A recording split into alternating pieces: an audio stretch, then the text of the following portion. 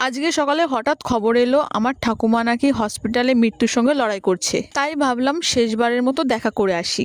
আসলে বেশ কিছুদিন ধরে ঠাকুমার শরীর খারাপ থাকার জন্য ঠাকুমাকে হসপিটালে ভর্তি করা হয়েছে। আজ সকালে খবর এলো ঠাকুমার অবস্থা নাকি খুবই খারাপ। প্রথমে তো আমি বিশ্বাসই করতে চাইছিলাম না, কারণ এর আগেও 2-3 বার ঠাকুমাকে হসপিটালে ভর্তি করা হয়েছিল, কিন্তু বিশ্বাস করো প্রত্যেকবার ঠাকুমা ভালো হয়ে বাড়িতে চলে এসেছিল। তাই আমি প্রথমে ভাবছিলাম যে আমি যাব না, কিন্তু পরবর্তীতে আমি ভাবলাম না, গিয়ে একবার শেষবারের মতো দেখা করে আসি। বলা তো যায় না ঠাকুমার কখন কি হয়ে যায়। আর ঠাকুমার সঙ্গে কাটানো ছোটবেলার অনেক ঘটনা আছে। হয়তো ঠাকুমার সঙ্গে আমাদের সম্পর্ক তো অতটাও ভালো ছিল না, তবুও কি করব বলো, ঠাকুমার যতই খারাপ হোক না কেন দেখা তো করতে যেতেই হবে।